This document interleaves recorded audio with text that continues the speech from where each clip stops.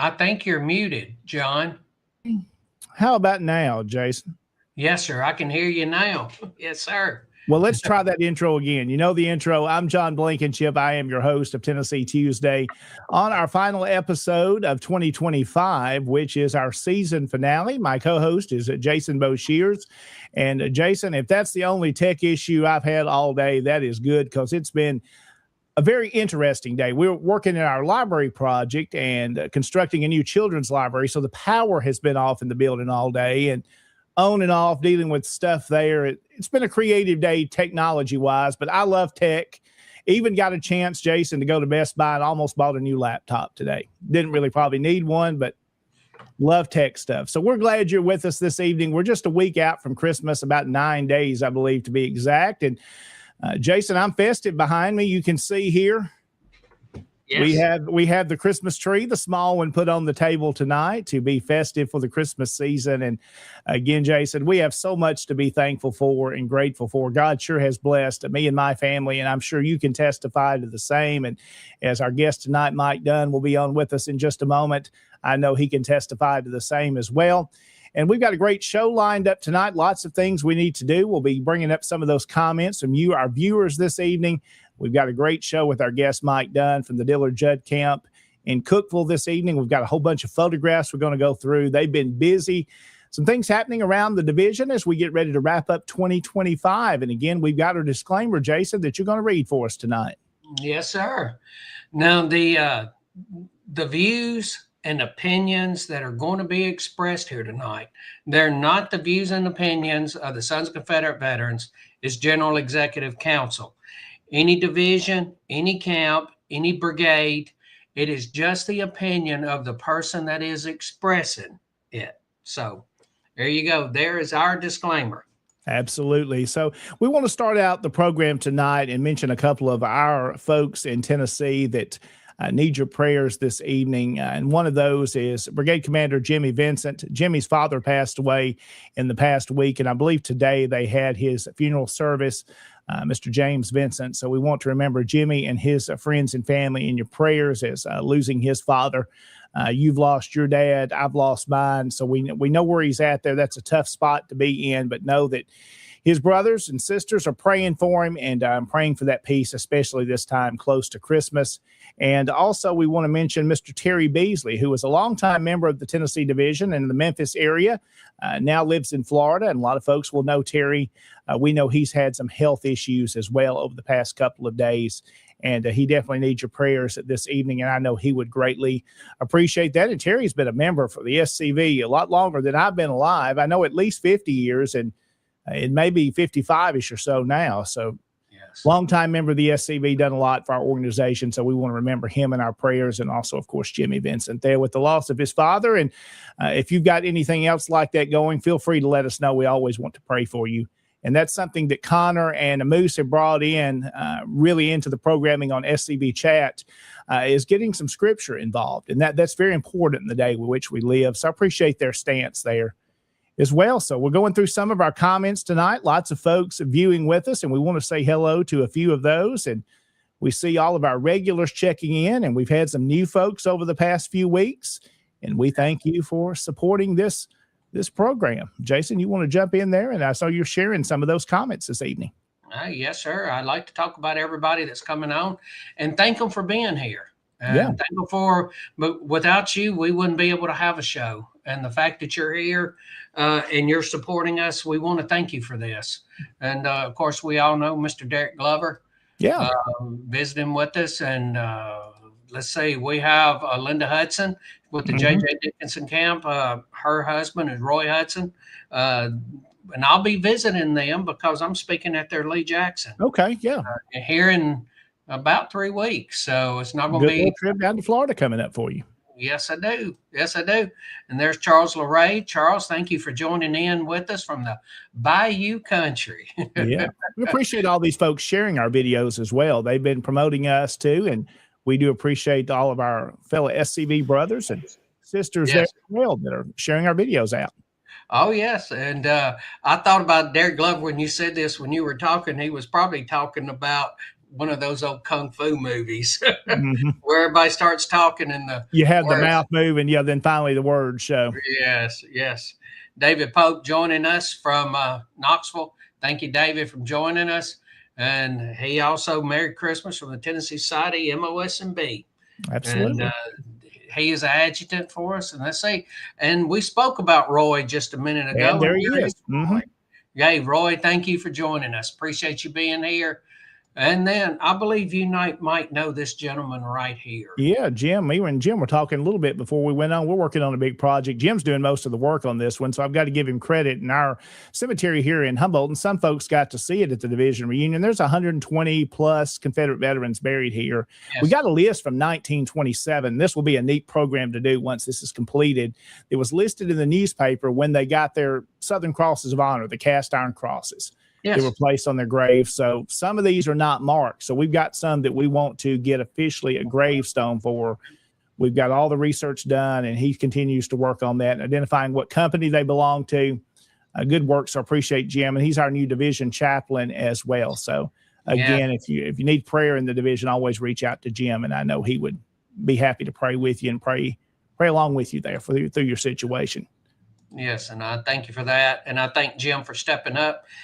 And from Missouri, we have a good friend, Mr. Jeff Youthy, joining in. Thank you for joining in from Missouri. And again, everybody still say a prayer for the Vincent family. Absolutely. We remember Jimmy and his family. Yes. And Chuck Roydhouse is joining us. And don't worry, Chuck, near the end of the episode, we're going to be talking quite a bit about the Hatton camp. So, yeah, we're going to get to see Chuck in a still shot tonight. He's going to be all dressed up for you. Yes, he is. Going to be styling and profiling, as only Chuck Roydhouse can do. And we have Mr. James Patterson joining us. Let's see. Stand when you pray, kneel to God, but never dogs like this. I believe that was said by Mr. John R. Massey, was it not? I believe so. I think that sounds right. Yes. And the story of John R. Massey is, you ought to have James Patterson come visit with you and tell you that story of John R. Massey. Absolutely. And I'm happy David Pope said this. Prayer is an earnest talking with God. Thank you for bringing that up.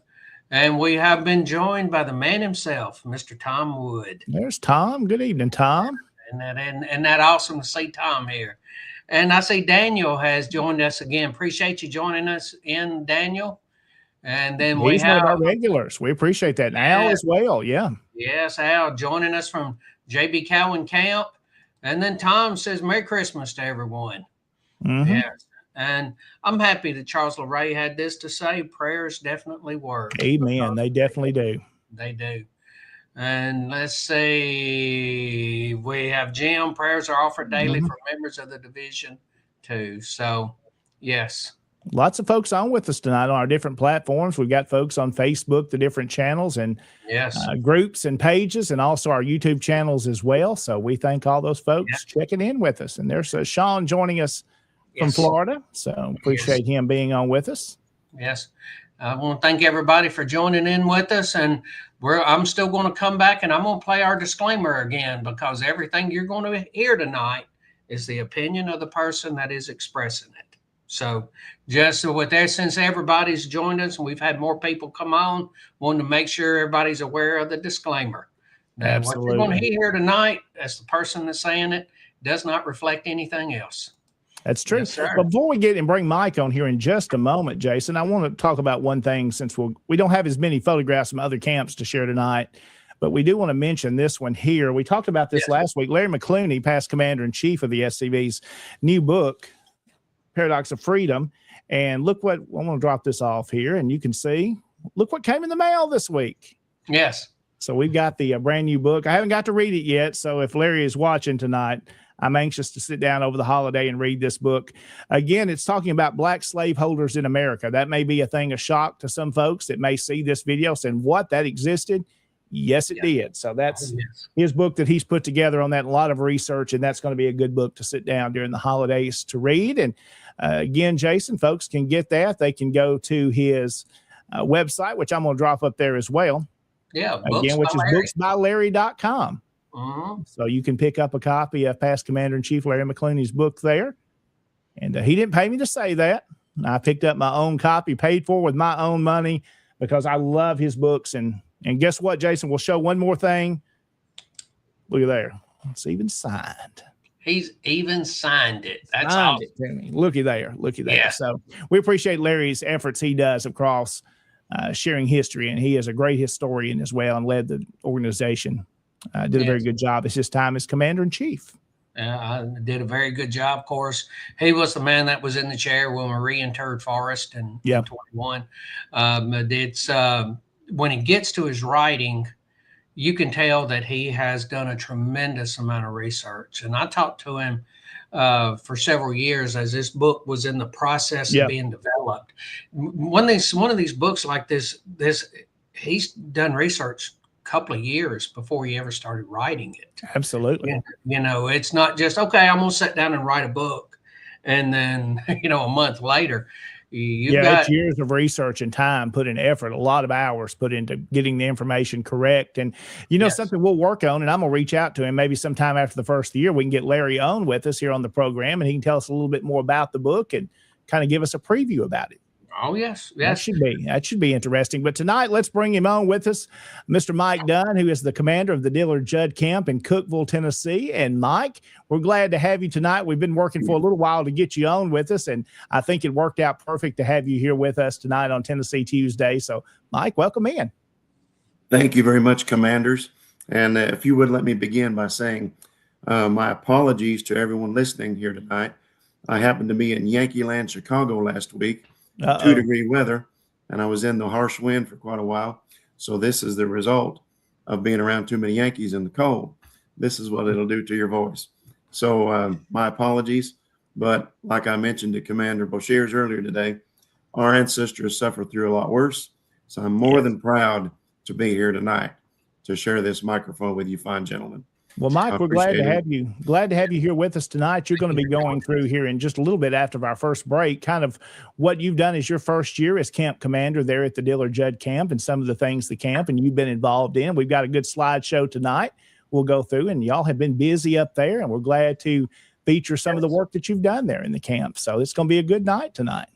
Thank you, sir. We've really highlighted, tonight's going to be a highlight of two of our most active camps. and that's Yeah. 723, the Hatton Camp, and the camp that Mike is the Diller Judd Camp 1828 that he is the commander of. These two camps are the two busiest, two most active camps in the Tennessee Division. And they do a tremendous amount of work. And you're going to see what the last little bit has been for them. And all I can say is, Mike, thank you for joining us. It's an honor to have you here and to push through the Yankee cooties and to address everybody, because Yankee cooties are some bad cooties. Oh, and, yeah. Absolutely. And you're pushing through it. You know, They'll do anything they can to silence us, but I Yes. won't let that happen. Absolutely. Well, Mike, I want to do this before we get into your full program and talk about what you've done. Kind of introduce yourself to folks that may be watching this evening that don't know who Mike Dunn is.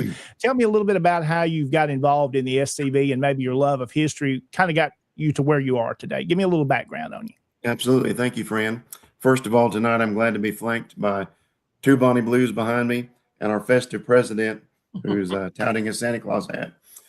But and I'd keep that up all year if my wife would let me. But you know how those things go, sitting here in our kitchen. I am a proud descendant of, like many gentlemen, a cluster of different Confederate veterans. And one of the ones I'm most proud of happened to be a chaplain and happened to be a prisoner of war, and then was survived the conflict and being a POW. And then after his release, moved west to Texas and stayed in the Dallas, Texas area, where he's currently buried just south of Fort Worth. But I love his record of service, and I love to speak about chaplains in the war. But anyway, I've been an SCV member since 1981, and it's always been a wonderful passion of mine to study our families in the Confederate States of America. I don't consider Confederate soldiers something of a distant past. I consider them our family because their blood is in our veins. You're right. And we are grouped here together on this chat because of that. And we have several good things in common: our love of Christ, our love of patriotism and liberties, but we're descendants of Confederate family. So that's always been a huge important thing for me to talk about. But I'm a law enforcement veteran over 30 years. I served in Tennessee at the local municipality level in Nashville, and then did a lot of undercover work for several years, in narcotics and prostitution work, a lot of sex industry, a lot of international cartel work, things like that. And then I went into state level as a special agent, worked for the Tennessee Office of Inspector General for about 12 years. And then 2 of those years were for the Federal Inspector General's office. Did a lot of undercover work for them. And then I went to work for the state for about 5 years in internal affairs work, investigating corruption in our state. I know you're surprised to hear about that. Yeah. Anyway, happens. It's there. Yes. So anyway, currently sitting on a board for the state of Tennessee. It's first of its kind in the country, and it's called the Inmate Disciplinary Oversight Board. And we look at prison sentences for inmates who are receiving good credits while still doing bad behavior. So we're supposed to adjust that so we don't get bad guys coming out too soon. Absolutely. So, but beyond that, been a reenactor since the mid 80s with my father, several friends. I've always loved speaking in schools on the subject of our Confederate ancestors, and like to bring a lot of light and a lot of justice to our cause. It's very important for me. I'm a proud father of 2 sons. One son is 21. My oldest, Brennan, he is an SCV member as well, proud reenactor. And my youngest son, Jackson, is 20, and he happens to be a new Marine. And after our podcast is over tonight, I'm driving into Nashville to pick him up. coming back straight from Camp Lejeune, Oh, wow. drinking that Okay. dirty water. And he graduated from Paris Island on Halloween. And then he came home for just a few short days before continuing his training at Camp Lejeune. So I'm proud of him. And Mr. Boshears, are you ready for pictures? Or are we going to do that after a break? We'll do that after the break. We'll go ahead Good deal. and come back. And I know you've got a photograph of him you're going to want to show tonight. And Yes, sir. Mike, you've So, been, of course, involved a long time, and you've helped, of course, in the Tennessee division, a lot of behind the scenes work, kind of where you've been in the special agent working behind the scenes there. You've done a lot for us in governmental affairs and been very instrumental. So we do appreciate your work in that role with the Tennessee division. Yes, sir. I'm proud to do that as well. I've made a lot of good friendships up there in the Tennessee legislature, and some very fruitful ones. I'm very proud of our accomplishments, and we're not through. We're just getting started. Absolutely. And, we've got a lot to do still. And it's timing. I believe it's God's timing a lot of times, and a lot of his fruitful work with connections we make with other Christian brothers on the Hill. So we're in it for the long haul. We're in it to win it, and we're never going to let our ancestors down. Put it that way. That's what it's all about. Well, Mike Dunn is our guest tonight, and Mike's going to be with us here for a little while tonight, probably a good half an hour to 45 minutes. We've got a lot of photographs to go through, and your camp has been busy. So if you'll hang with us, we'll come back after this break, and we'll talk a little bit more tonight. Good deal. All right, Mike Dunn, our guest this evening. Jason, we're glad to have him with us. It's going to be a good program, a good show tonight, so I hope you'll stay with us. We'll be here till at least 8 o'clock, maybe a little after. We'll see how it all goes tonight. We do thank you for watching each week. This is our season finale of our first season of Tennessee Tuesday on SCV Chat. We're going to wrap up tonight. Then we'll come back in the first week of January. I believe the date is January the 6th. I believe it's that date. We'll be back with a new live program. So there will be a couple of replays through the end of the year. But again, we're wrapping up with a great guest tonight. And Jason, we're going to come back right after this, but we need to talk about our sponsors tonight and thank them, our Patreon supporters here of SCV Chat and Tennessee Tuesday, as well as Dr. Chris Cummings, our sponsor tonight. And I'll let you talk a little bit about them. Oh, yes. First of all, we want to thank the sponsors. If you will look at our Patreon, you can go to Patreon and go into SCV Chat and take a look at the different levels in which you can contribute. They have the Feed a Moose level. You've heard us talk about that. If you are a usual watcher on SCV Chat or look around the Confederation and Tennessee Tuesday, you know that we talk about all of these different levels in which you can join. You have the $2.50 Feed the Moose level. Then you have the $10 a month level. And then you have the $30 a month level. And they call the $30 a month level the merchandise level. And that is after you've been a member for like 3 months, something like that. Every 3 months, they'll send you a little something. That's a gift, for being a Patreon member. Yeah. And you can see all these people that have scrolled along the bottom here. Those are our Patreon members. And then you have our episode, the big sponsors. And this is Chris Cummings, MD. And I call him a big sponsor because he's doing $80 a month. $80 a month lets you sponsor a show. And if you have any questions about any of it, go to SCV Chat and look at all of the different levels on that, scvchat.com. Then you can go to Patreon/SCV Chat and look at all the different levels which you can join. And it really does help to keep the show on. All of the money goes straight back into doing the show. Yeah. If you listened last night, you heard them talk about that because of the Patreon membership, they're now able to buy some new software to be able to edit videos. So, that's kind of stuff it goes for. Everything's going straight back into. And that stuff is expensive, Jason, doing some of that kind of work, software, and everything is subscription based now. Yes. So it's expensive. And it's a big investment, and we appreciate their efforts. And without our sponsors, we wouldn't be able to continue this kind of programming easily. I mean, we could do it, but it helps to have the sponsors to make this happen and to continue adding more shows and more programs. Oh, yes. And, if people like us, people want us to come on and they want us to do this, this is a way for you to be able to help this to happen. If not, the Canvas subscription, they comes out every month, Yeah, or it depends on how you subscribe to it. sure. But you have all of these different products that you have to have. A lot of this stuff I've created, like the ads, all of that comes from Canva. Well, that's a subscription that I pay for. Mhm. Okay. And, and well, if we need to get to one of the bigger subscriptions, or we need to be able to pay StreamYard. StreamYard's nearly $1,000 a year. Mhm. And that's one of I'm going to call it an affordable level. It has all of the functions. Yeah, there's different tiers you can go up to do more things. Oh, yes.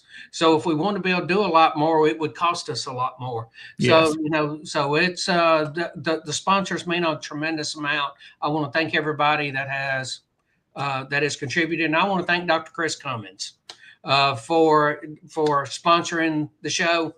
If you've been on before, you heard, Moose is very accident prone. He fell off of a fence. He's poked himself in the eye.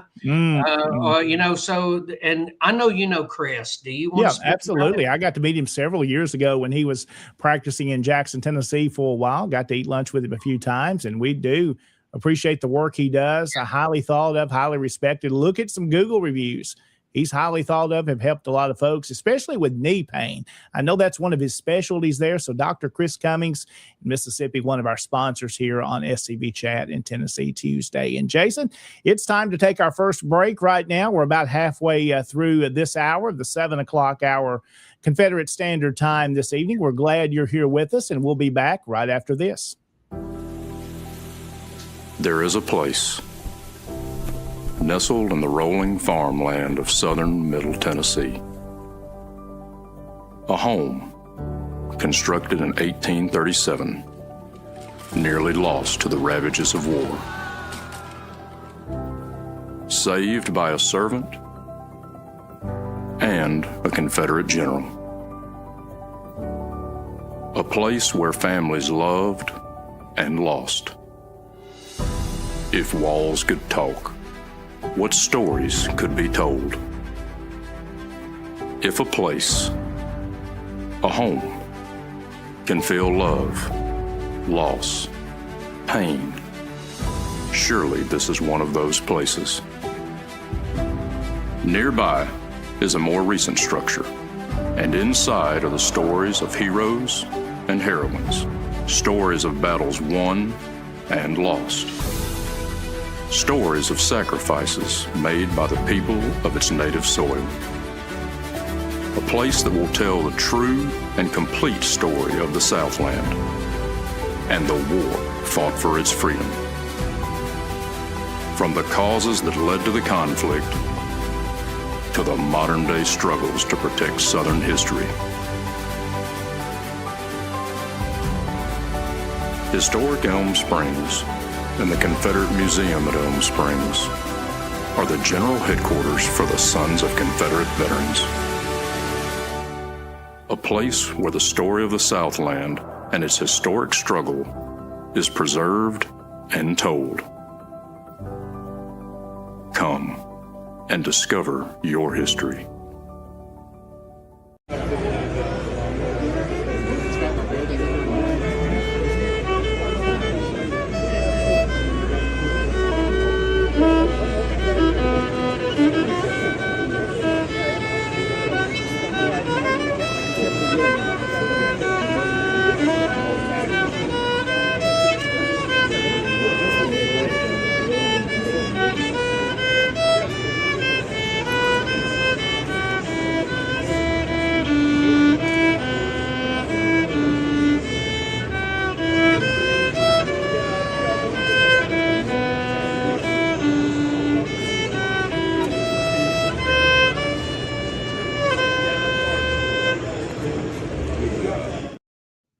And welcome back into Tennessee Tuesday on SCB Chat. Jason, you got to enjoy that young man at the Franklin Civil War Show a couple of weekends ago. I still don't know his name yet. I'm still trying to learn that. I've shared the pictures out with some friends, and I haven't been able to identify him yet. And if you know who that young man is, we'd like to recognize him on the program, and I'd like to send him something nice in the mail as well. And appreciate him honoring our ancestors And I think he did a pretty good job there. Don't you agree? And I know Mike Dunn can play. I can't play anything. I can play the radio. I can play music from a computer. But what do you think, Mike? Good young man, isn't he? I think it's a great thing to see young men playing the right song in the right place at the right time and never embarrassed to do it. He had a huge spine, and it's good to see a young man being brought up right. So glad Absolutely. you played that. Mhm.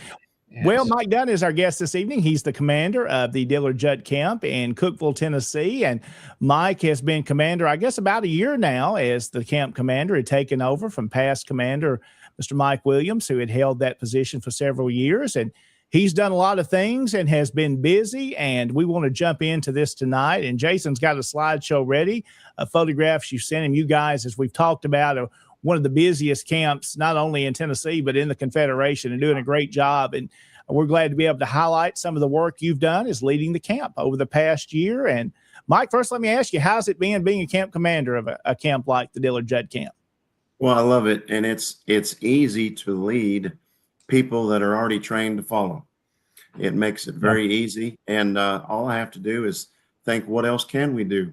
So that's kind of what my year has been like is, what about this or what about this? We haven't tried this before. And I like to think outside the box, try to take the SCV places we haven't been in a long time, or where we'd like to go somewhere new and expand a little bit. I'm all for westward expansion. So let's do it.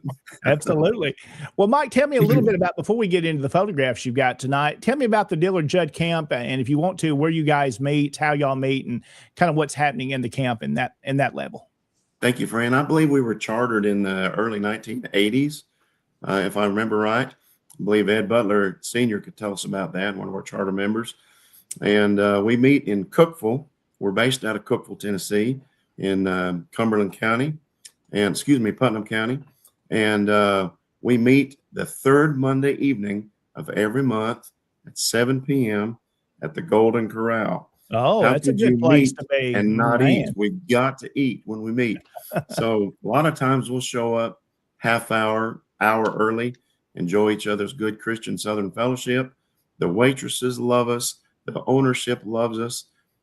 Townspeople love us. They always sit around the meeting room before we shut the curtain and do our business. And it's great. It's a great atmosphere. So please come join us if you'd like. We'd be happy to have you.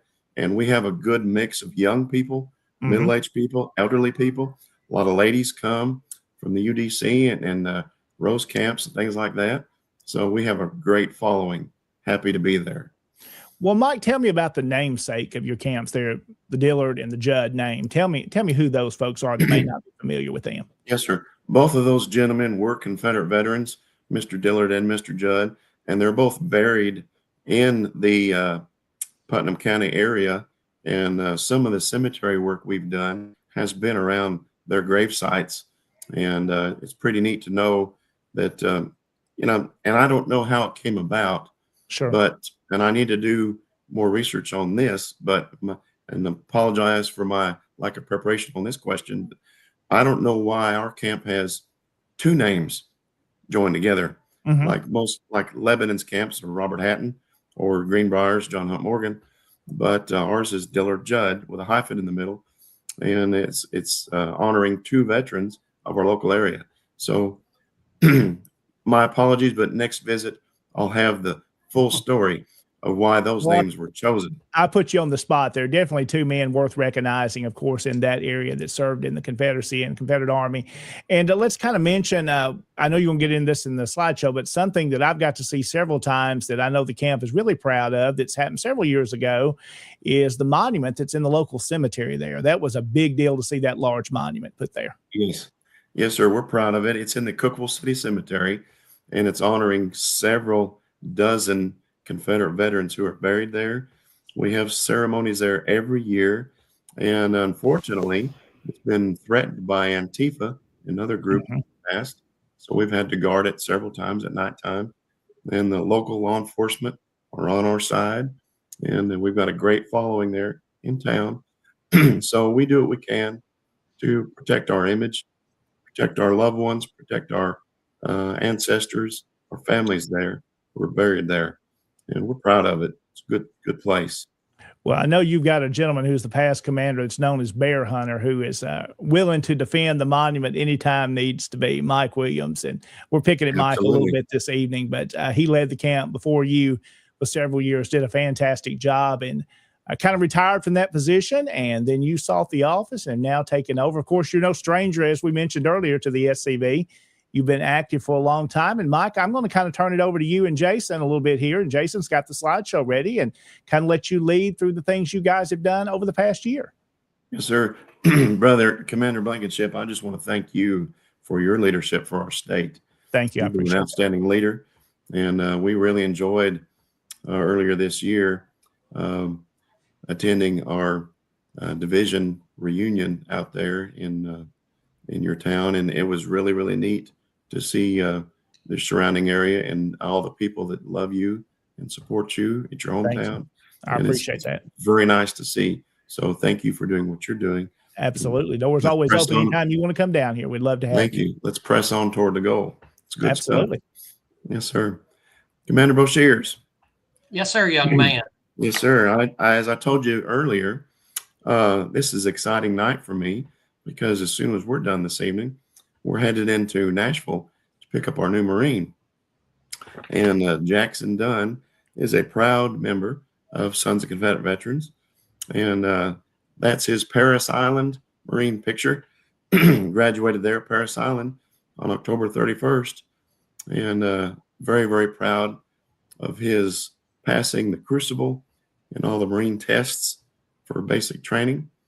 And then if you'll continue on. Yes, sir. I just wanted to pop that up because we have Marines and a lot of military people on here, and they were congratulating you. So I figured I'd show. But I wanted to pop up that. I didn't know if you could see the comment across the bottom. No, sir, I can't. I'm sorry. That's okay.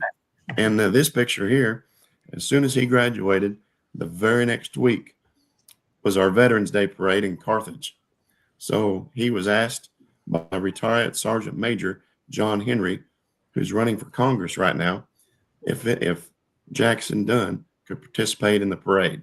So as soon as he graduated, a week later, he was marching in his dress blues to honor previous veterans in Tennessee. So this is he and his mother and I, proud parents of our new Marine. It was great. Yes. And want to brag on him some more because he and my other son, Brennan, happened to participate in the reinterment process and ceremonies for Nathan Bedford Forrest and his wife. And Jackson, as far as we know, is the youngest pallbearer for the general and his wife in all history. Because I looked up the list of pallbearers from 1875 and then modern day list when we were there. And Jackson was 16 years old. Oh, wow. So I wonder how many Marines who graduated from Paris Island happen to be a pallbearer for General Nathan Bedford Forrest. It's a real neat honor. Very, very nice. Absolutely. These is pictures from the boyhood home process of the reinterment. Of course, this picture was taken by Jackson inside the room where Forrest was born. And that's Forrest casket on the left and Mrs. Forrest casket on the right. And all that day at the boyhood home, after we participated as being pallbearers, we rotated in and out as honor guards in this room and on the front and back porches as well. So that was an absolutely fine day, and I'll never forget it. And as Commander Williams said that day, that's the day the world stood still for that stuff to participate in. Here's a picture of myself and the favorite two pallbearers of the day. And it was an honor for us to be there with our Forrest cockades. And we saved those gloves as well. And the next picture, this is taken at Elm Springs the day of the funeral, I believe, Well, or maybe the day before. Wasn't he there, Yeah. Commander Boshears, Friday and Saturday? Yes, he was there. Okay. He was there Friday afternoon. Yes. Okay. So this is Friday afternoon, I believe, Mm-hmm. before the funeral on Saturday. Mm-hmm. And this is State Senator Janice Bowling. And she's been a huge supporter of the SCV, as you all know. And she could not wait to come out and view those caskets in the hallway. Very supportive. And Senator Pody came out that day as well. Mm-hmm. Representative Terry Lane Weaver has been there with her husband. Mm-hmm. Just really, really good people. And it makes me think of our governor, previous governors we've had, and one of the interesting jobs that I had when I began my law enforcement career. I actually spent a couple years guarding a lady named Sarah Cannon, who was also known as Minnie Pearl. And she used to live next to the governor's mansion on Curtiswood Lane. And she told me that her father was a child during the Battle of Franklin, grew up in Franklin, and he remembered the horrible things the Yankee Army did to their town and the aftermath of the war in the town, how their home became a hospital, several things of horror that the town had to endure. And then I asked Minnie Pearl one day, as I was speaking with her, I said, Minnie, what's some of your favorite movies? And we were going through movies of the 30s and the 40s. I said, what about Gone with the Wind? And she turned pretty stoic and stern, and I never seen her have that reaction before. Mm-hmm. I said, Minnie, don't you like Gone with the Wind? She said, no, I don't like that one at all. And it threw me back because, you know, it's a fantastic, epic picture, award-winning. And I said, Minnie, why don't you like Gone with the Wind? She said, because we didn't win. And she was serious. She was serious because it affected her family. Yeah. And that's the only time I've seen her serious besides talking about the Lord in a positive way. So I'll never forget that. And I always think of her when I think about politics because of where she used to live. And then you had this picture at Elm Springs. Yes. This was taken about 2 or 3 in the morning as we were rotating shifts. And I remember you didn't sleep at all that night, did you, Commander Boshears? No, sir, I didn't. And I could tell a story about you. If you must. Well, or I might wait till another time. Now, if you'd like, please go ahead. Because it happened about this time of the night. Yes, it did. I was walking guard, had walked all the way around the property and making sure everything was okay. And I come inside the house and it was, I'm guessing around 2:20 to 2:30 in the morning. And I come in through the kitchen door. And when I come through the kitchen door, as I started into the main hallway of the house, I heard a fiddle playing. Okay. Now this is 2:30 in the morning. I'm going, well, this is going to be magical. So what I did was I went up the kids' staircase, circled back around and looked down. Mike Dunn's standing playing violin for Nathan Bedford Forrest and his wife. And it was a Christian hymn. You're going to have to forgive me. I can't remember the name. You've told me the name. Do you remember the hymns you were playing? Yes, sir. I played Near My God to Thee that evening. I played on Jordan Stormy Banks. And then I finished with that Dixie. one. Yeah. And then I finished with Dixie. Okay.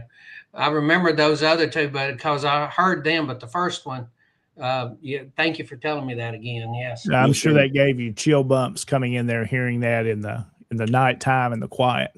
Yes, it was.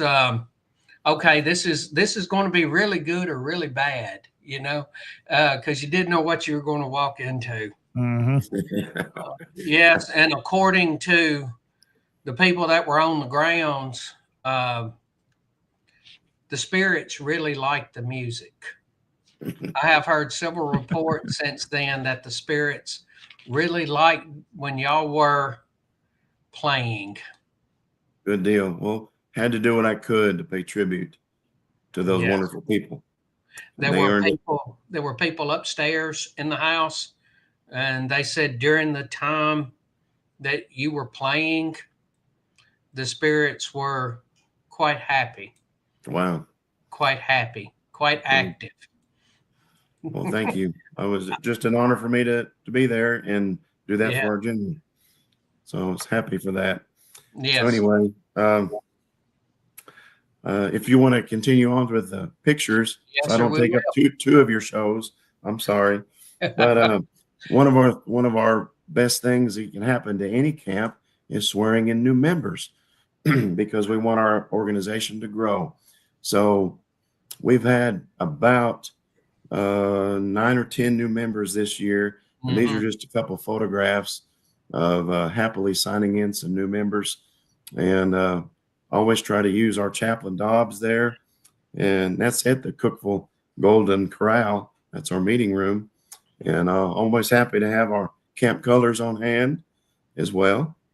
And then if you'll advance again, next picture, another member, and he was proud to find an ancestor of Italian descent and ancestry, and that's reproduction of the Italian uniform he would have worn in service of the Confederacy in Louisiana. So that's good old brother Joe Nicosia, and he does wonderful things for the SCV. And of course, that's Ed Butler's back to the camera because he was a friend of Ed's. And Ed got after David Daniels for years. Find this man an ancestor, and David did. So we're very proud of the fact that David Daniels did all that work to get this man in our ranks, because it's nice when they crave to be with us for good causes. And then I believe the next picture you have is our latest member, Perry Hartman. And Brother Perry is excited to launch an idea he's had about honoring our SCV chaplains. And he'll be beginning a podcast under y'all's direction and guidance in the future, and your permission, to honor SCV chaplains around the country. So he's excited to highlight that. And I told him I would mention that tonight. But he's on fire for God, and he's on fire for the SCV, and he's the kind of members that we need. We're proud of him. That would be wonderful to work with him to do that. Yeah, definitely. Absolutely. And the next picture I believe we have is a couple of our newest members, the Claywells from Smith County. And this picture was taken at something new we tried this year, our first annual Patrick Claiborne dinner. And we had a Patrick Claiborne and St. Patrick's Day dinner back in March. And we had a special speaker. His name was Jason Boshears, and he seemed to rattle off some great information that we didn't know about Patrick Claiborne. And it was an honor to hear him speaking that evening. And then we had a couple pictures of that evening, and we're going to try to do it again this coming year. And I have asked Brother Thomas Cartwright to speak on Patrick Claiborne this year. And we're pretty sure he can make it. He's going to work out some details, but that'll be March the 16th this year.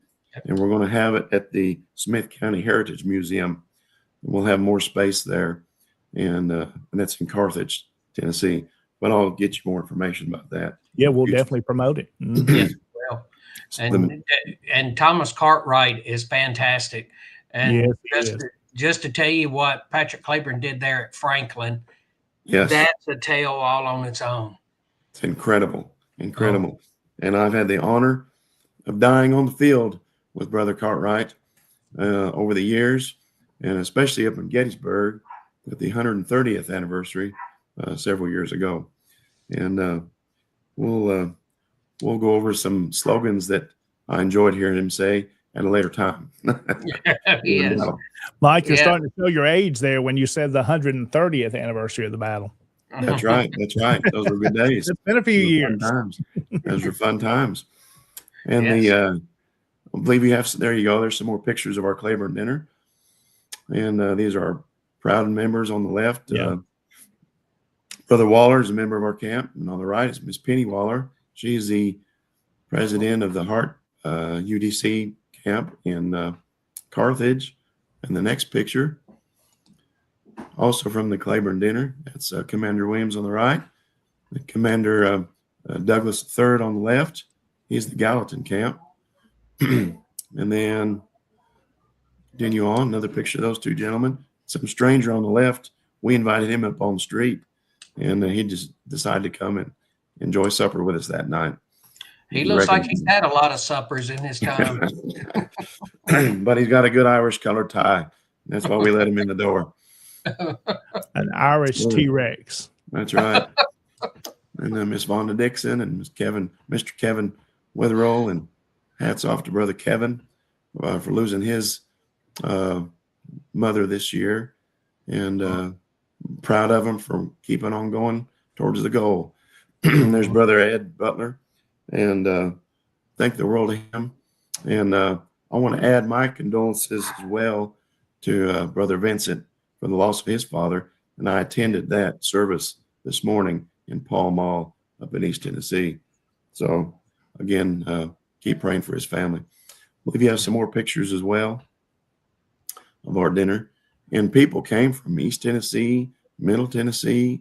And this particular night, we were under severe tornado threats and downpours.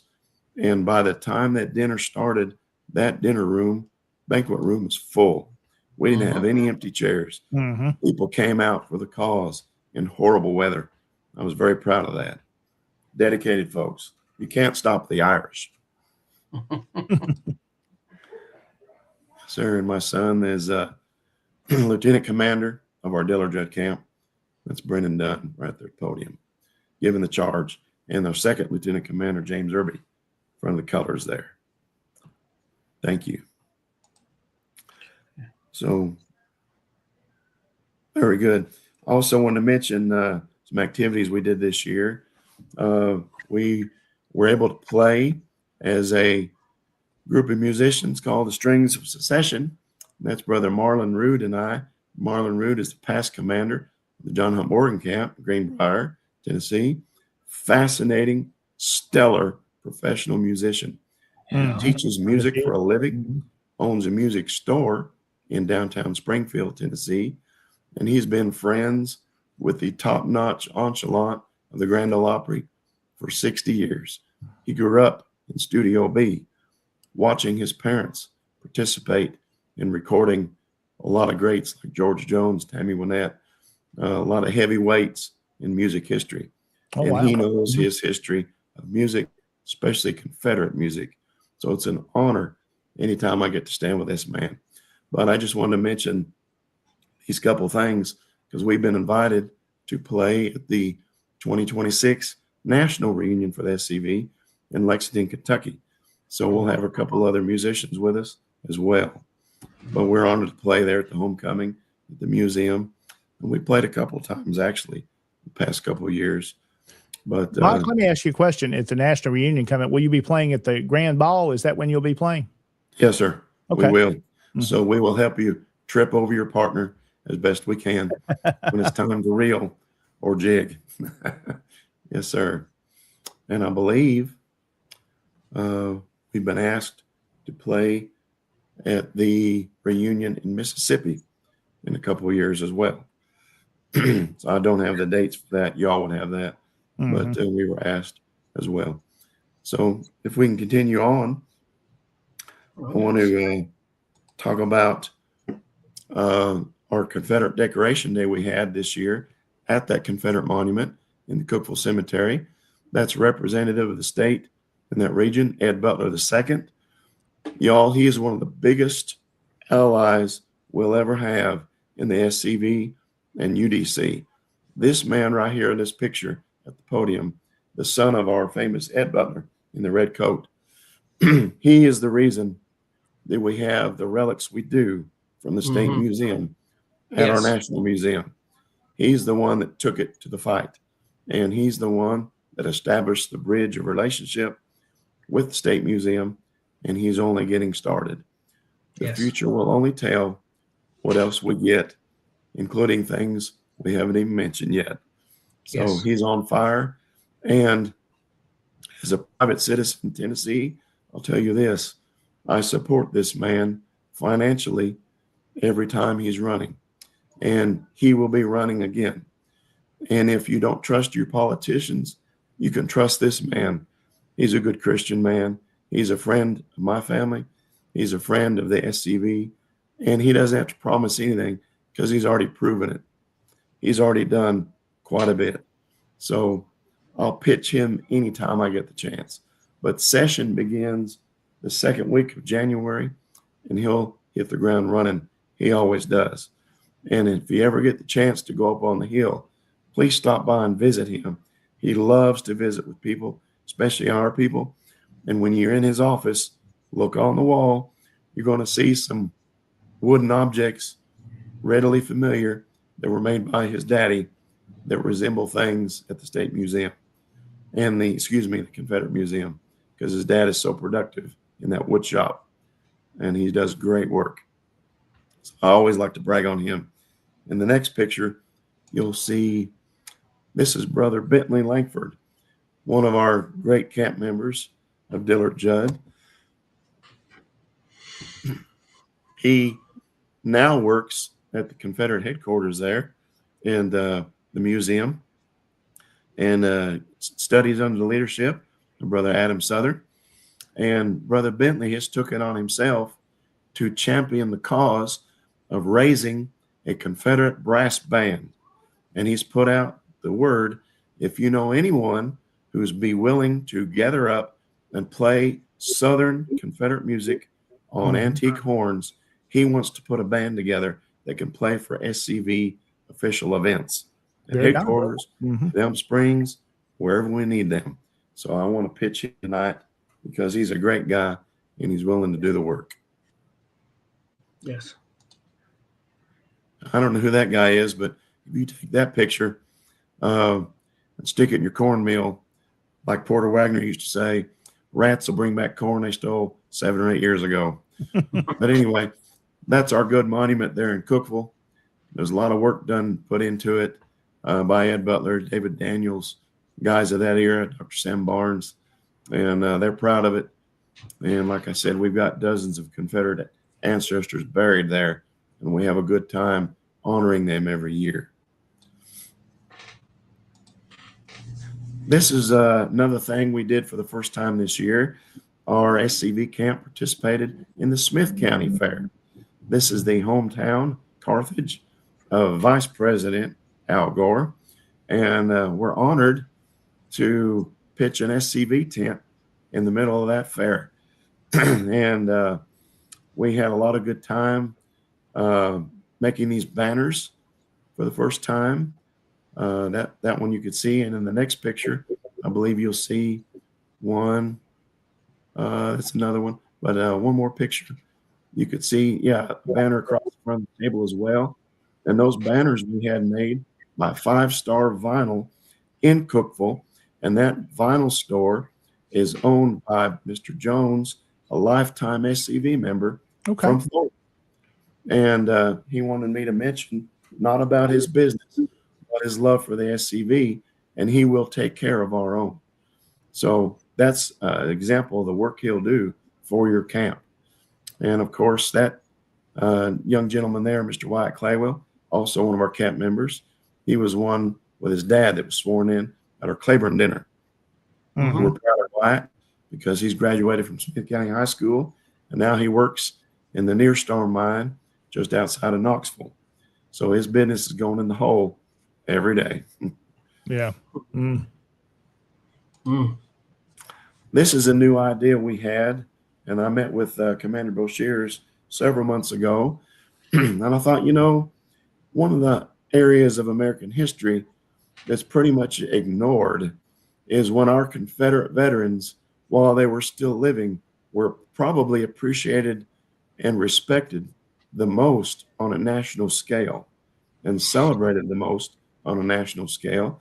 And that's the period of the teens and 20s and 30s where a lot of the reunions were happening. A lot of the monuments went up. And in fact, our Confederate veterans were invited to the White House on numerous occasions and in parades in Washington, D.C. And they had their battle flags returned to them by U.S. presidents. So why aren't we, in my opinion, reenacting this period? So we did a little photo op just to see what would happen. This is back in July. We had a couple of our senior camp members and another camp commander, Mr. Jack Looper, joined us because they've got the gray whiskers showing. We put them in a Model T. It's a 1919 touring car that a gentleman, a friend, loaned us for the afternoon for pictures. This is at the Coffee County Courthouse. And of course, we were joined by my two sons who dressed in 1920s attire, myself, 20s attire, and Miss Vonda Dixon representing the UDC in the 1920s. And as we stood there and took pictures, people came out of the woodwork from downtown Manchester to have their pictures made with us. And y'all, there are 6 Confederate flags in this picture. And there were 6 Confederate flags flying that day, and people loved it. It's a wonderful, wonderful tool for education. People love the car. They love the ladies. They love the older gentlemen. They're used to seeing us in reenactment gear. But when they see this picture, they're not used to it. What are they doing? That looks cool. That looks neat. And kids, elderly people, everybody came up, wanted their pictures made. So we thought about it. Wouldn't it be neat to reenact and have a UCV brigade? And that's what I'd like to call our little effort, the United Confederate Veterans Brigade.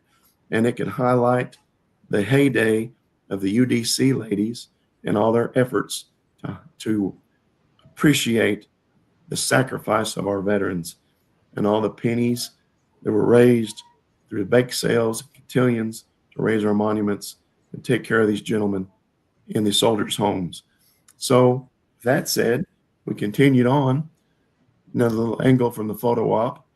Doesn't that look great? I mean, it's just classic. And then the next picture,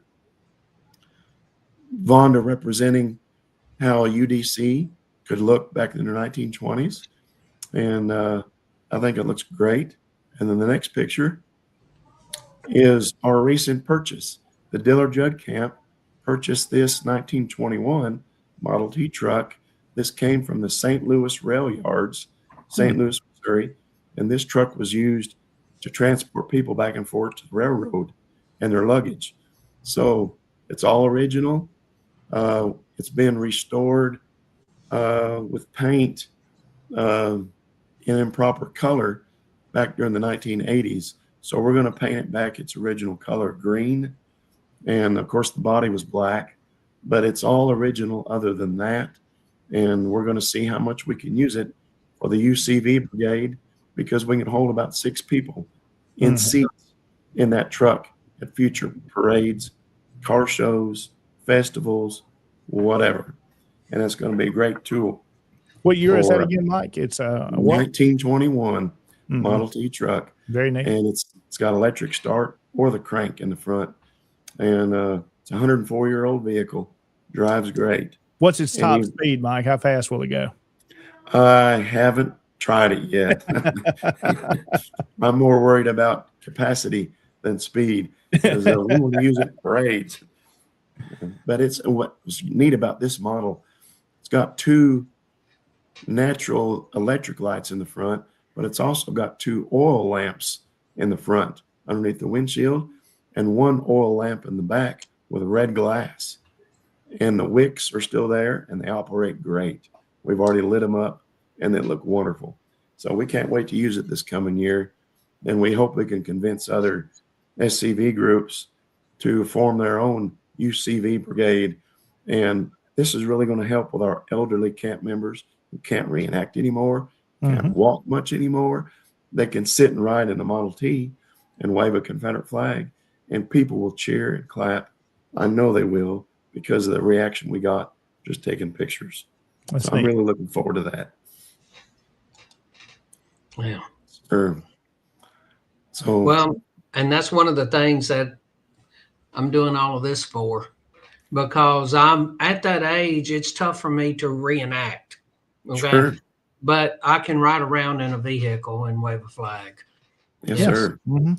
That's what all of this Functioning. is. Father Well, you Time know, is doing this. You that's know, right. That's right. Jason, I thought you died that gray. you thought I died at I Gray? thought No. you died at gray just for this. How did you know? Is it that obvious? Yeah, it's obvious. Yeah. Very This neat, is- Mike. I got called Santa Claus today. I saw somebody I retired with. First thing he did was just say, "Well, look at you, Santa Claus." That's funny. That's funny. Yes. Now, thank you for bringing this picture up. Another thing our camp did this year, well, we purchased this new artillery piece. It's new to us, but it's a 3-inch bore Parrott field gun. And this is a picture of our former commander and former Highland Brigade commander, Mike Williams, firing the piece at an annual shoot that he does, JWB, John Wilkes Booth shoot, that he does at his house every July. And he had a good time with it. And we've nicknamed this artillery piece the Doctor, because our two big contributors were Dr. Barnes and Dr. McKinney, some of our charter members. And so we want to highlight the doctor that we have that can issue the proper prescription to any Northern combatant at any time. And this latest image here was at the Champ Ferguson birthday celebration only a couple of weeks ago. We were honored to take the doctor there and sound him off to help celebrate Captain Ferguson. Yes. And the next picture will be the signs of correct aiming by that artillery piece. Lieutenant Commander Brennan Dunn aimed that artillery piece, and when Commander Williams fired it, it was direct hit. And you can see the caricature of the enemy combatant we were shooting at, and hit him square in the face. It was a good shot. So not bad at all for a 3-inch projectile some ways away. So good aiming. And the next picture, if you can show it, this is Dr. McKinney. Like I said, he was a major contributor. He has moved away from Tennessee to be with his family in Alaska. So we're counting on him to be our first Confederate Eskimo and possibly start a new SCV camp outside of Anchorage, Alaska. So would that be something up there? So yes, sir. And if you continue on, Commander Boshears, we were happy the fact that when Dr. McKinney left, he could not drive through Canada with firearms. So he donated a lot of his firearms to some of his friends, and he donated 3 rifles specifically to our camp. I decided, I had a meeting with him privately, and he agreed that we should honor camp members who've really paved the way before us doing SCV things. So we have 3 members in our camp who are previous commanders, not only of our camp, but elsewhere. So I had commemorative plates attached to these weapons before we presented them to these honorable SCV members. This one here, this Kentucky rifle, was given to Commander Ed Butler. And the next picture, this 3-band infield rifle presentation model, 58 caliber, was given to Commander Mike Mitchell, who's a former brigade commander in Florida, also a Graves and Monuments director for the SCV, passed. And then Commander Williams in the middle holding his 4570, his favorite bear hunting rifle, also donated by Dr. McKinney. And that's there. You know you're meeting in a good place when they let you carry in Confederate flags and rifles to eat at the Golden Corral. And that's Mike Williams' commemorative rifle. So anytime you're going to have some of Mike Williams' famous bear stew in the future, know that it was this gun that delivered in the long run to get you that stew. I call it 4570 stew, what we're going to call it. Yes, sir. Was another thing we did with Thought Outside the Box is my wife and I used to be youth leaders at a church years ago, and we always took our youth group Christmas caroling, especially to seniors who had trouble getting out. I thought, why don't we do that with our SCV camp? So for the first time, we did Confederate Christmas caroling, and we went to 2 homes that evening. This is Ed Butler's home in Cookeville, and this is Sam Barnes' home in Cookeville. And that evening, Sam Barnes had 3 other doctors at his home playing checkers. And we told Dr. Barnes we were coming ahead of time, but he didn't tell his guests. So they were in the back parlor playing their game, and we walked up with candles outside, and they couldn't really see but a bunch of soldiers in gaslight looking appearance, and it kind of spooked them for a second until they realized we were there to Christmas carol. So we enjoyed the evening. And if I could recommend this to any other SCV camp, please do this. There's no overhead cost besides getting together, buying little candles if you want, maybe putting some sheets of music together. And it's great bonding time. It's great appreciation for older camp members, older seniors in the neighborhood. You could do church families, civic groups, whatever. But this is a great representation of who our SCV people can be. And the next picture, something we were proud to do, we corrected this famous song and we changed it to, "We wish you a Southern Christmas and a Dixie New Year." And good tidings we bring to your SCV. Good tidings for Christmas and a Dixie New Year. So we had fun singing that at both houses we went to. And I recommend stealing that if you'd like to sing it as much as you want. Next, one of the things we were proud of is participating with the UDC in the Carthage Christmas Parade on this UDC float. And I believe the float was entitled "Coming Home from the Front." And it was a scene of a living room, and Miss Penny Waller and her husband, Mr. Waller, seated in the chairs, and a soldier, who happened to be William Douglas III, was returning home from the front. And of course, we just joined the float and stood in the back of it. And all these Confederates on this float, and I had a speaker on the float constantly playing Dixie and Bonnie Blue Flag during the duration of the parade. This float took third of the competition of the dozens of floats in the parade. So we're proud that we presented the UDC and the SCV properly that night. We had a good time doing it. People loved it. It was great. It was a great time. I could encourage all the SCV camps to enter a float in your Christmas parade. It's great. And I know a lot of people do. So it was really good. And if you ever see this guy around your neighborhood, just look out. I've seen him on the back of a milk carton before, but he'll do what he can to make you laugh better when his voice isn't so scratchy. But Jason asked me for a picture. Excuse me, Commander Boshears asked me for a picture. I'm Jason. So I sent this to him to scare away the lukewarm SCV people that didn't want to really get under the surface tonight, because we're serious about what we do. So anyway, that's me in a cup of tea right there.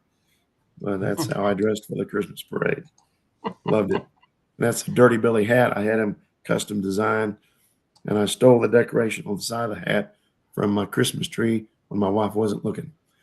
So, but I'm always proud to tote my Nathan Bedford Forrest cockade from my participation in the internment.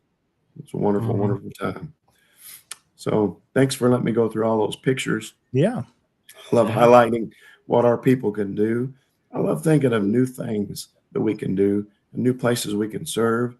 A lot of it doesn't cost much, but when it, like, of course, our Model T and our artillery piece, things like that, we were fortunate to have very giving people that want to see things stretch to the next mile. And but it's so nice to be able to fellowship with good Southern Brotherhood, good Christian men. And I always do my best to highlight our relationship with Christ every single SCV meeting that we have or get together.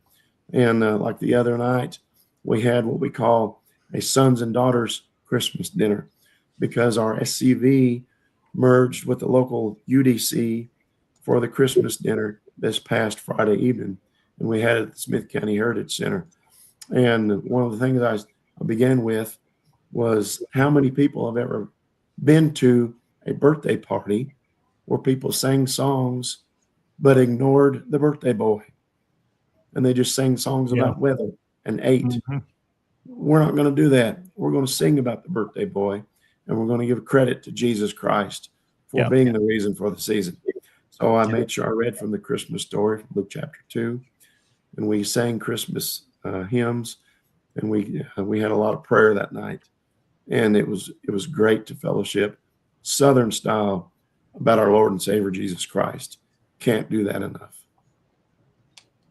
You can't. You can't. You're right. And I'm happy to know that y'all do that, and I'm thrilled to see Christ and religion and prayer and all of that playing such a vital part in what the Sons of Confederate Veterans does. It has always been this way, and now it seems like it's just ramped up even more so now than I have seen it in years. Yes. And even though it's always been there, understand it's always been there, but it just seems to have ramped up. We get more compliments inside the museum on the wall. Now, people like the guns and all of that, but you start talking about everything that they have on the wall, it's the religious revival. Yes. And, and you thank Charles Jennings for that. Chaplain Jennings, I love that man. He's a fantastic man. And, but the reason why all of this has come to the forefront and it gets talked about. And I got asked about it one time by somebody who wasn't from the South. And I said, get off the interstate and take some back roads, because they were heading back north and they were headed through Kentucky. And I said, take some back roads and just look at all of the turn of the century churches you're going to see on those back roads. That tells you the religious revival, because those men that came home started churches. Absolutely. And as so yes, this started it. And I think that, Pastor Jennings told me that that's the fourth largest religious revival in the world, was what went through the Confederate Army during the war. That's correct. And if that's the case, then, he talked about it, and now people pay attention to it. And then we see what you're doing there, singing Christmas carols and making it about the reason for the season. That's right. What I like to remind people is the same God that made Moses great, the same God that made Robert E. Lee great, the same God that made Stonewall Jackson great, is the same God we serve today. Yes. And he can do great things through us if we let him. If we surrender our will to his will, and if we do his will, it's wonderful. Absolutely wonderful. And I can't wait to see what he can do through us in 2026. If you can remember to continue to pray for Pastor Charles Jennings, because he had a little health scare a few weeks back in Oklahoma, and he's on the mend. I believe it was a heart condition, and he's a great man, viciously on fire for God. And if you've never seen his YouTube special, Revivals in the Southern Armies, it's great. And the sad thing about that is a lot of the main players in that YouTube special have passed away. But I'm so thankful that he was able to interview them before they left. A lot of great Confederate Christian knowledge he was able to capture. It's good stuff. Absolutely. Well, Mike, it's been fantastic. I don't want to cut y'all short. as we get ready to wrap up this segment. We do got a few other things we've got to talk about tonight, Mike. I know I'm putting you on the spot and you're probably not prepared. Did you bring your fiddle tonight to play anything, or am I putting you on the spot? My fiddle is in the other room. I played it this morning for Mr. Vincent's funeral. I've got my mandolin right over here. Would you want to play us? Would you want to play us a little something into the break here? Would you like me to prepare real quick while you're discussing something else? Yeah, we'll take this break, and that'll give you a chance to get ready there, and maybe coming out of the break, have you play us a little something. How about that? I'd be honored. Thank you. Fantastic. Great. All right, Mike Dunn has been our guest this evening. He's the commander of the Dillard Judd Camp in Cookeville. I think it's been a great program tonight so far, yes, Jason, and a lot of work they're doing up there, very active, and a lot of creative things they've put together. So we applaud their work, and I wish them the best in 2026, as Mike said, that they've got some great things they're working on. So it's been a good show. Let's do this, Jason. We need to take a break.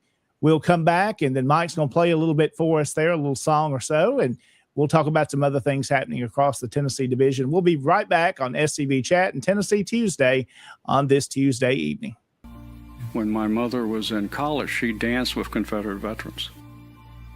To me, it wasn't that far away. You know, my father knew this. My mother knew this. Almost 50 years ago, I joined the Sons of Confederate Veterans. In those days, we weren't concerned about saving monuments or any of those things. That wasn't necessary. In fact, none of us had any remote idea that it would ever come up. We can't just sit there and react. We have to be proactive.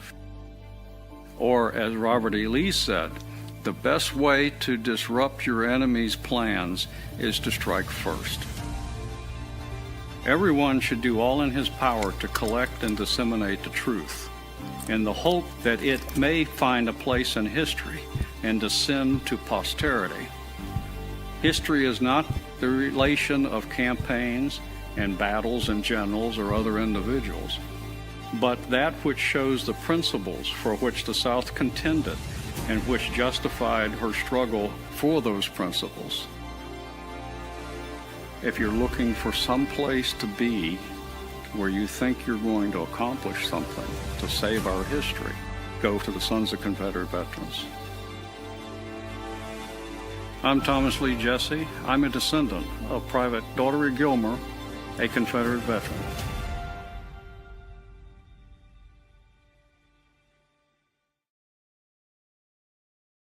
And welcome back into Tennessee Tuesday on SCV Chat. I'm your host, John Blankenship, joined by my co-host, Jason Boshiers. And Jason, it's been a great program so far tonight. And as Mike gets ready there, we'll give him just a moment to get set up and get ready. He's going to play us a little something here in a moment. But let's go ahead and mention our upcoming shows that are on SCV Chat. Besides Tennessee Tuesday, you hear each Tuesday evening. We do want to mention this is our final live program for 2025. It's season number 1. Hard to believe, Jason, we've done what, 16 shows now, or 15 shows? 15 shows, yes. Wow. It's flown by. It's been great. We've had some great guests, some great programs, and we do thank you for watching. We couldn't do it without you here and your support of this program and all the other programs you hear on SCV Chat. One of those, of course, is the program you heard last night on Monday evening that you hear each week with Connor and Moose. Yes. SCV. Monday night, you have SCV Chat, 7 p.m. Central Time. Tuesday, Tennessee Tuesday, 7 p.m. Central Time. Wednesday, look around Florida with the Florida man himself, Mr. Sean McFall. It's 7 Central Time for that as well. And on Thursday night, now the first Thursday night of each month is Commander's Comments. The Commander-in-Chief will be here.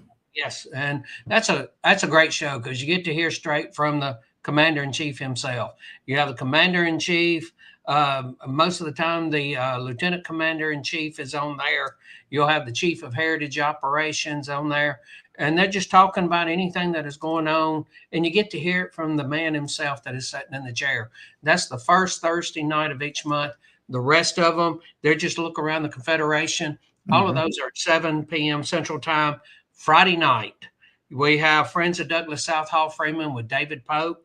That comes out at 7 p.m. Central Time. I don't know if he's going live this coming Friday night or not. I think he went live this past Friday night. He's every other Friday night. Yeah, he's going to do with it says on there, the season finale tradition with an encore presentation. And he's going to go all the way up to, looks like Friday night, December 19th. Okay. Mm-hmm. And on Sunday night, we have Hardy on History with Michael C. Hardy, and that's at 7:30 Central Time. Yeah. And that's a great show. Michael Hardy, he's written 30-something books, plus he's hundreds of articles, keeps up with a vlog and a blog. A true historian. Very knowledgeable on all the subjects, especially in his area of North Carolina and beyond. Really an expert in that field and a great historian, a great author, got several of his books, just a wealth of knowledge and a very interesting program. So if you haven't watched that yet, you need to make sure you tune in. Yes.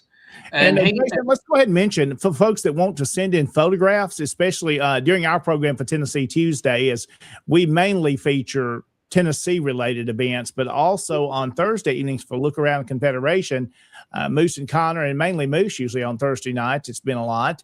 scvyouth@gmail.com. So if your camp has an activity or brigade division, send those photographs with an explanation of what's in that photograph, and they'd like to feature some of your events that have happened and upcoming events as well. So make sure you send that in to scvyouth@gmail.com, and they can get those included in on the program. And I know Moose and we're the same way. The earlier you can get those to him, the better. So it gets him time to get them in the system here and get them ready to show on Thursday. Yes. And it's tough when you are at, you're starting at 7 and it's 6:30 and people are just now sending you stuff. It takes a little bit to get everything prepared to be uploaded to the StreamYard to be able to do it, especially if you send in a bunch of information. And I see that we have Mr. Mike Dunn. He's ready to play us a little something. I put him on the spot tonight, and I appreciate him accommodating us for this tonight. And I know he likes to play, super talented. And Mike, kind of intro, what you going to play for us tonight?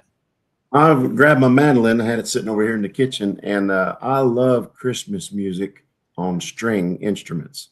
So I'm going to give you just a couple quick Christmas numbers. Yeah. I like to play every Christmas. And unfortunately, I don't play this instrument as much as I should or like to.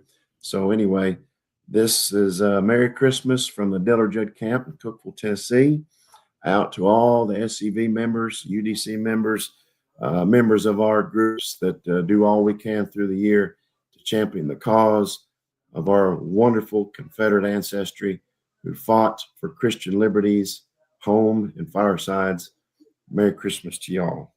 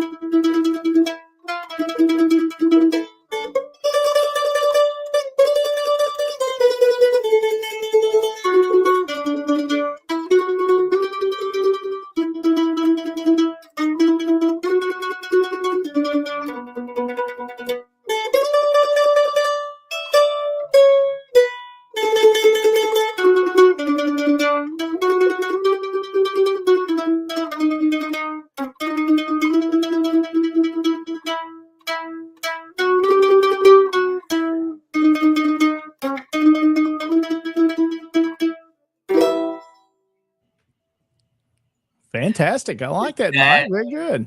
That's awesome. And I want to show this before you leave. Linda Hudson, looking forward to this part of the show. Not often we get a musical interlude. So you have made some people happy. So, and she also had this to say: one of the best shows yet. We from appreciate Patriot. that, Linda. That's super Yeah. kind of her. And anytime y'all gentlemen need, I'll play you an offertory so you can raise some money. Absolutely. Michael, thank you so much. Do you want to play anything else? I don't want to cut you short if you want to play something else, or putting you on the spot tonight. I can always play a number that we deserve to hear, no matter what we're doing or where we're going, because it's always great to reflect on our ancestors and their sacrifice. So if you'll bear with me just for one more number, it's the same one I played this morning as a casket was lowered in the ground.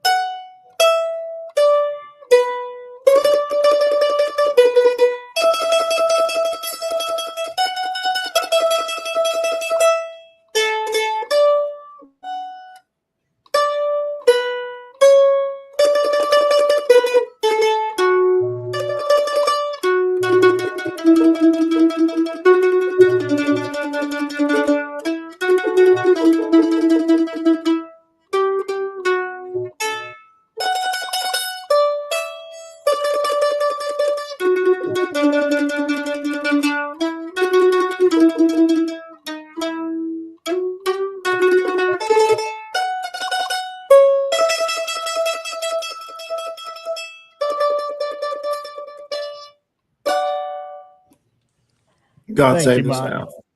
Yes. I appreciate that. Appreciate you tonight being our guest. Mike, know the door is always open anytime you want to be on with us. Thank you all. God bless you, gentlemen. And Going to safe get more Tonight, Marine. I believe you're traveling a little bit tonight. If you are, have safe travels. Yes, sir. God bless you, gentlemen. Thank you. Yes, sir. You too. And thank you for being here. Absolutely. We appreciate Mike tonight, Jason. Fantastic way to go out to there with Mike's segment. A little bit of music for us this evening. A couple of things still we need to do, Jason, before we wrap up quickly tonight. Folks are staying on with us, and we want to get through a few events before we wrap up tonight's show, some things that are coming up in the Tennessee division and in the SCV. And one of those has already occurred, and let's get rid of that. How about that? And let's jump ahead to Lee Jackson banquets that are coming up in 2026. That will be here as we're almost to January. After we get through Christmas, we know we will honor General Jackson and General Lee around their birthdays throughout January and maybe even into February for a few of those. And one of those coming up, of course, is here in West Tennessee, Northwest Tennessee. The Jeffrey Forest Brigades will have a Lee Jackson banquet, and you will be the guest speaker for that event in Union City. And that's coming up. So let's remember that event. And then there's the details on January the 31st at 6 p.m. The Otho French Straw Camp in Union City will host the Brigade Lee Jackson event. Also, other events coming up. The Longstreet Zollicoffer Camp 87 in Knoxville having their Lee Jackson Day banquet. The Jubilee Banquet Hall on February the 7th in Knoxville. We mentioned this one a few times. Commander-in-Chief Donnie Kennedy will be there for the evening. That's always a big event in Knoxville. So there are probably others that are coming up. And as we see those, of course, we'll be sure to share those out on our Facebook groups and pages. So if you have an event coming up, please let us know. We'll still have some time in January to promote those. Be sure to let us know about those events that are coming up. And one, Jason, that we've talked a little bit about tonight, Mike mentioned that they're going to be playing at the National Reunion of the SCV in July of 2026. And there's the details about the event. July the 15th through the 19th in Kentucky. We'll be traveling up to Lexington. There's the website, 131scv.org, where you can go there and find all the details, registration, the schedule, hotel accommodations, that are available there. So just visit that website if you're planning to be with us at the national reunion this year. And I believe it's an election year, Jason.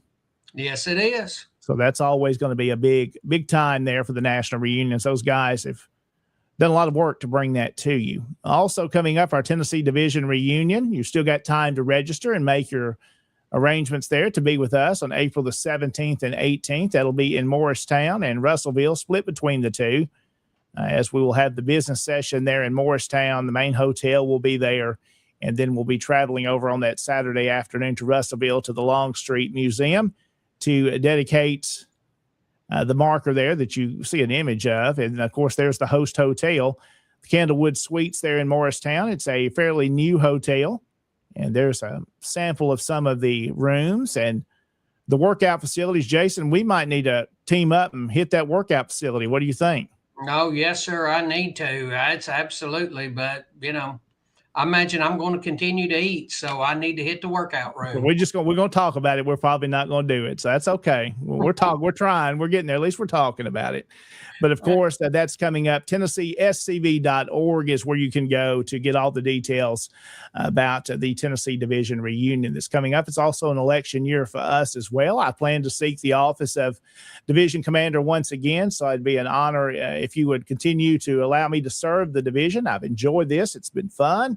I've learned a lot, got to meet a lot of great people, and again, want to continue our organization to do my part to lead it into the future and make sure we're still here and doing what we're supposed to do is honor our Confederate ancestors. And Jason, you don't get to get elected as division adjutant. I appoint you, and I plan on you staying there. So you've been appointed. You can't leave.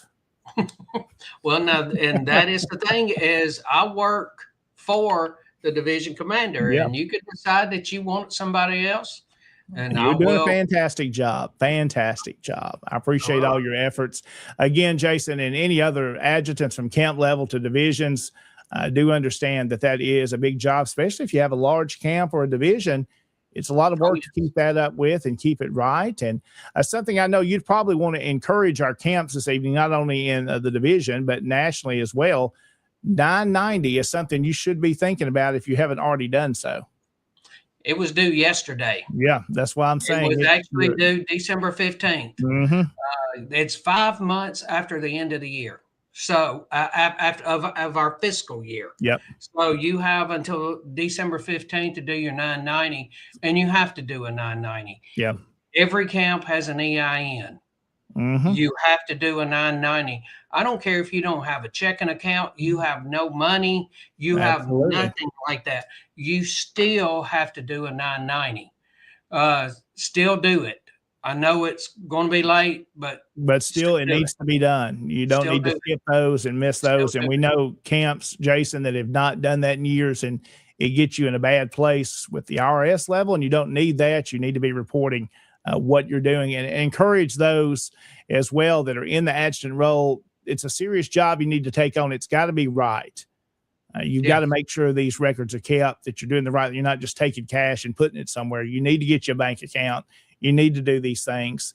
And again, if they've got questions, you can help guide them along the way and give them information, and I'll be happy to help as well.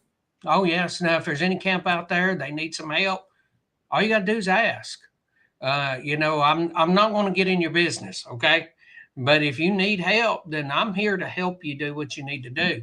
Mm-hmm. And if if you've gone more than 3 years, you've lost your tax status, and you have to file to get your tax status back.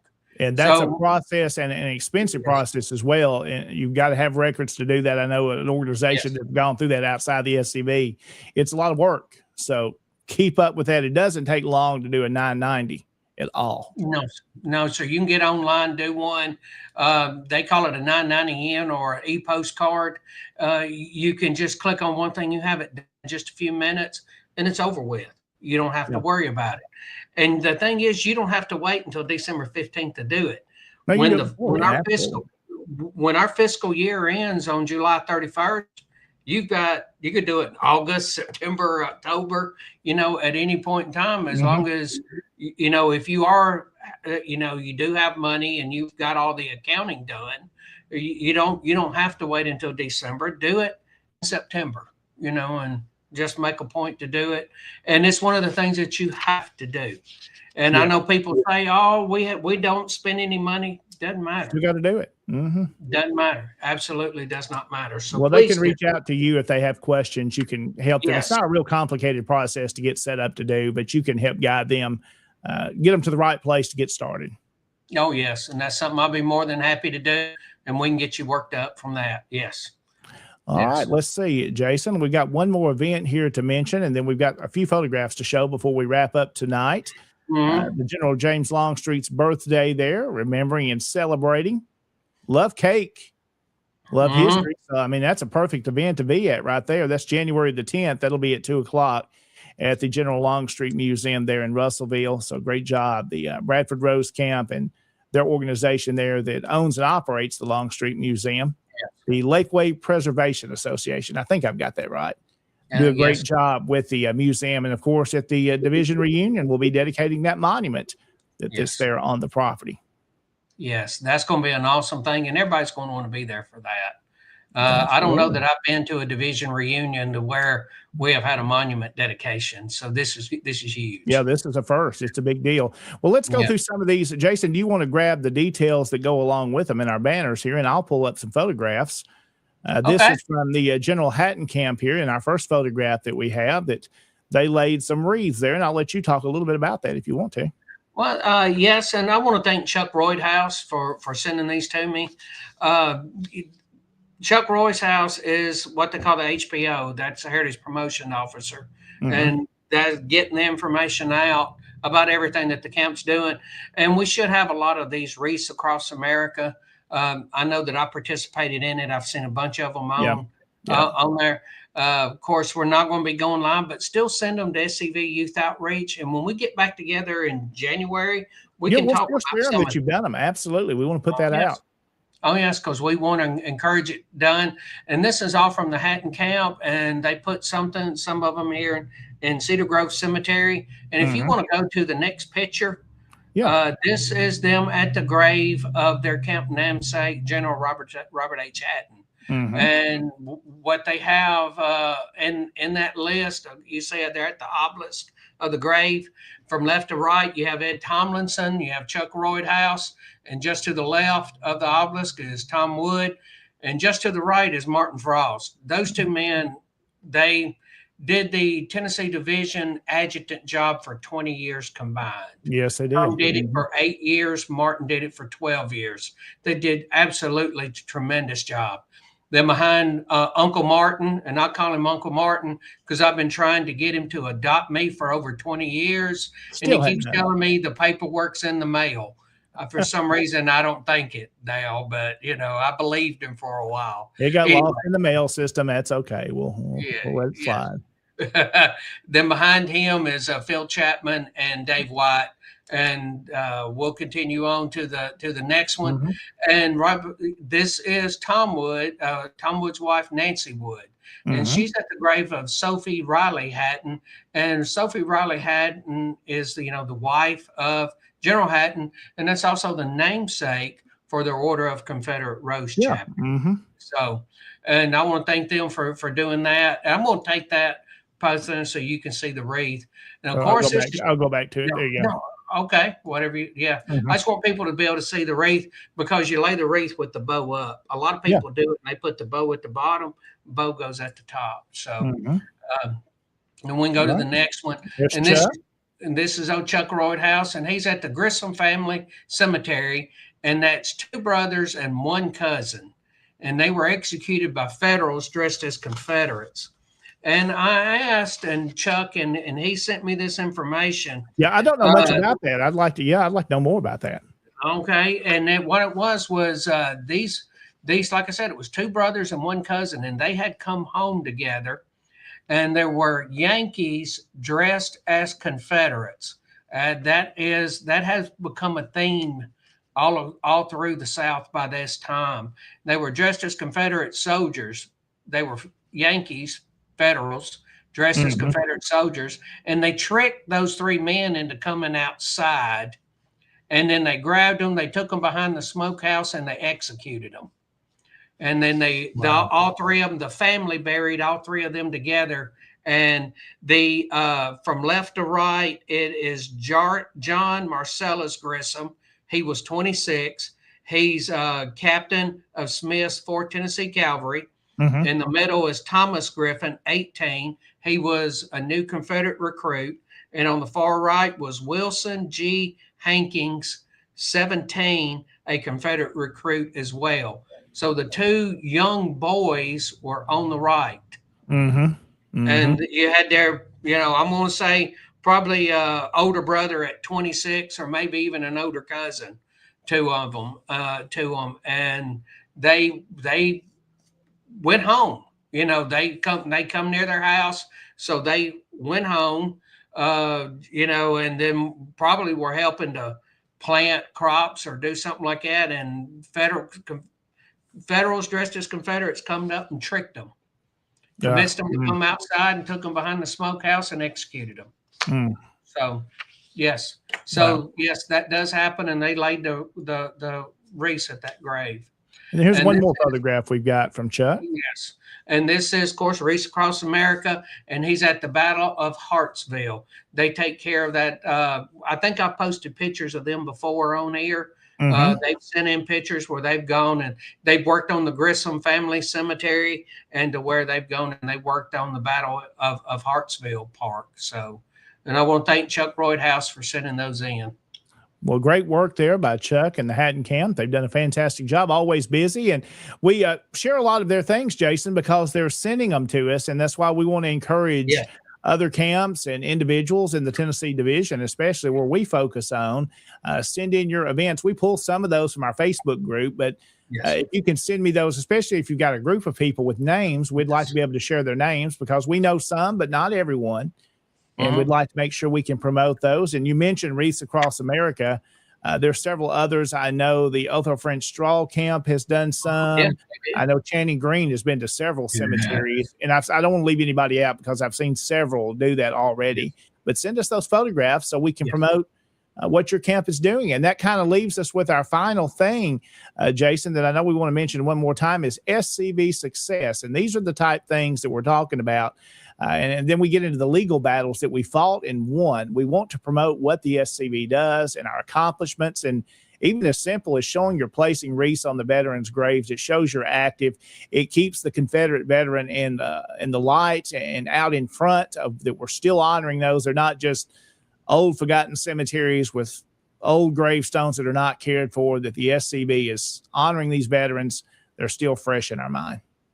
Yes, and I want to thank you for bringing that up, because I'm working on the third announcement now, and it is about the Admiral Sims statue that was put up down in Mobile, in Spanish Fort, Mobile Bay, Fort Blakely area, and that we're going to do a SCV success on that. And then in April, which I know we're going to have a few more between now and April. But when we put the monument up there in Morristown, that's going to be an SCV success. And you want to be there for that, because that's going to be one of those pictures that's you want to be in. You want to probably frame and hang up. That's like when we came to Humboldt Fire Division reunion. We had to get a picture in front of the monument with everybody there. This is another one of those special occasions that you want to be there at. You want to see this happen. These larger monuments, we put up the small grave memorials and smaller monuments, but a large monument like this doesn't happen every day.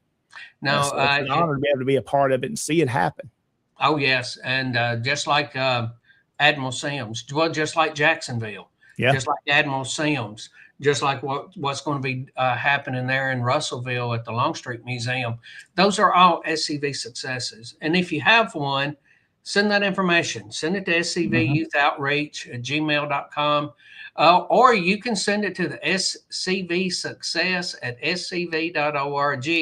Yeah. And I'll get it, and I'll start promoting it and getting it out there and get an announcement about it. Absolutely. Because we do have these wins. We have to promote them. And, just going out there, okay, we had a win. As I wrote at the bottom, this is a W in the column for the good guys. It is, yeah. Exactly. It's a W. Right. It's a W in the win column for the good guys, and we're the good guys. And so the good guys, well, we're not going to brag. We're not going to brag. We're not going to brag. Well, what is it that the Kennedy twins say? If you don't toot your own horn, it goes untooted. Yeah. Well, but what I've always kind of gone by is no, you don't brag, you don't talk about it. But when somebody is saying all you do is lose, you never do anything. Now, wait a minute. We had this success. Yeah. Look at this. Look what's happened here. Mm-hmm. Yes. And, there's going to be the success when we start, and I'm going to do one that's going to be on the Williamson County Seal. And then I'm going to do one that's going to be on the park in Nashville in Centennial Park, where we had that. See, that's going to be 2 victories I'm going to talk about from Tennessee. Then you have the one that Jordy and the guys are going to be doing at that reunion. I mean, at Tennessee Division reunion. That's going to be huge. So that's the things that we need to promote. It's not bragging. We're just telling you what we're doing. And people say, well, it's bragging. Okay, well, you've asked us to do this job, and all we're doing is showing it's being done. We're just showing you that we're doing the job. It's not bragging.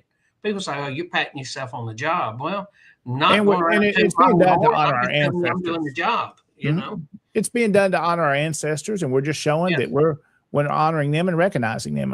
Ultimately, like we said, they are the success. That's what the success is honoring the Confederate soldier, and that's what we're recognizing. And that's a perfect way to put it. It's, when the organization wins, the Confederate veterans themselves win.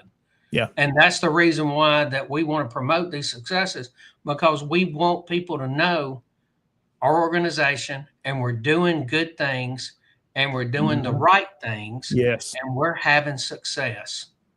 And it's just that simple, because we want people to be proud of us. And what Jordy says, they're shining a light in a dark world. We know it's a dark world, and so much negative we hear. It's good to be able to do something and bring it to the light and show the truth, as we've talked about tonight, what this whole season that we're in now, 9 days away from Christmas, what Christmas is all about, that it's about Jesus Christ, that he came to this earth over 2,000 years ago, shed his blood, died, rose from the grave, so we can be saved today. His blood. So it's what it's all about. I don't know of any better way to finish the show. Yeah. John, that was a mic drop. Okay. Because that is it in an essence. That's what it's about. His father sent him here to die for us. That's so right. that we could have remission of our sins and a home with him in heaven. Exactly right. That's the message.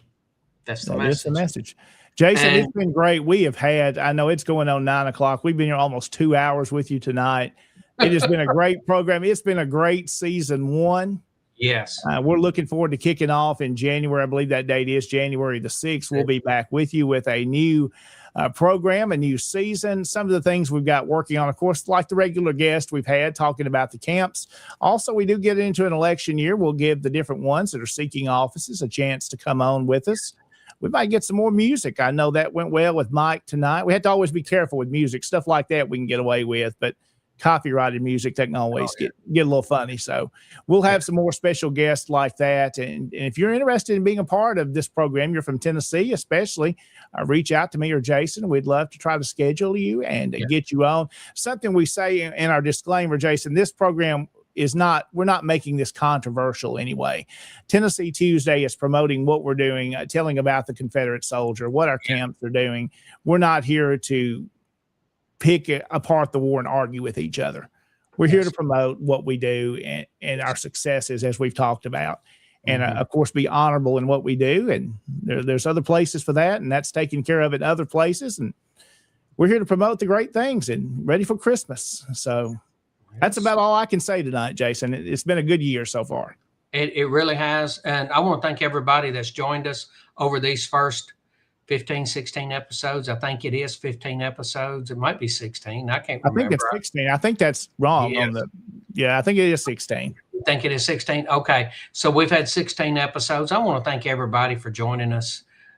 Thank you, because you've made this possible. If you didn't show up, we couldn't do the show. Yeah. And we thank you for showing up. We appreciate you. Want to wish everybody a very Merry Christmas, Happy New Year. enjoy your family, enjoy the people that you're Yes. around, and, let's get ready to work on 2026. It'll Because be here. It's almost here. oh yeah, in just a little bit, it's going to be here. A couple of more naps, and next thing you know, it's going to be 2026, and you got to hit the ground. You got to hit the ground running. Because we don't need moss growing on a rolling stone. No, not at all. Not at all. And I want to thank you, John. You've been an excellent gentleman to work with. I have enjoyed working with you. This has been fun. And I'm looking forward to 2026. And everybody, y'all have a Merry Christmas, Happy New Year's, and we'll see you January 6th. We'll see you next year. Have a great Christmas, everybody. God bless you.